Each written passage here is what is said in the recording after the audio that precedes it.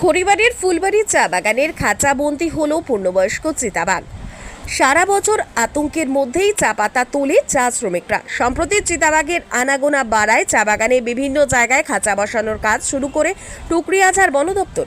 বুধবার গভীর রাতে টোপে পড়ে খাঁচাবন্দি হয় চিতাবাঘটি।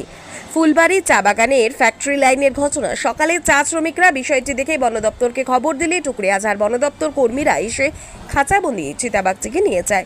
উদ্ধার চিতাবাঘটি গভীর জঙ্গলে ছেড়ে দেওয়া হয় বলে বন দপ্তর সূত্রের খবর। চিতাবাঘ খাঁচাবন্দি হওয়ায় খুশির হাওয়া শ্রমিকদের মধ্যে।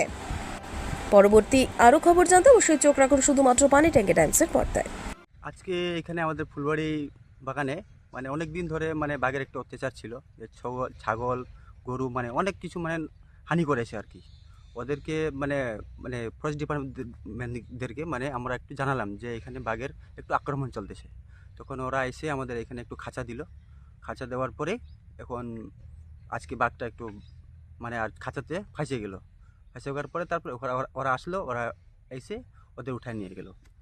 আর ওদের থেকে আমি ধন্যবাদ জানাই যে রাস্তাটা তো খুবই খারাপ, যে এখানে যে যেরকম রাস্তার প্রবলেম আছে, যে পুরা জঙ্গলের মতো রাস্তা হয়ে গেছে। তো আমি ওদেরকে ধন্যবাদ জানাই যে ওরা বাঘটাকে ধরে নিয়ে গেল। কি মনে হয় আরো এই এলাকায় আরো বাঘের বাঘ তো আরও আছে, বাঘ তো আর প্রচুর আছে। কতটা ভয় রয়েছে না? ভয় তো আছেই আমাদের, কি করব, কিন্তু কাজ এদিক দিয়ে কাজ আসা যাওয়া করি, করতে তো হবেই। রাত্রের সময় যায়, অনেকগুলো যায়, ছেলে মেয়ে স্কুলে যায়, এটার জন্য ভয় থাকে আর কি। আপনার নাম? আমার নাম তো বাবলু মুন্ডা। কোন এলাকা এটা? এটা ফুলবাড়ি টি এস্টেট। ঠিক আছে, ধন্যবাদ।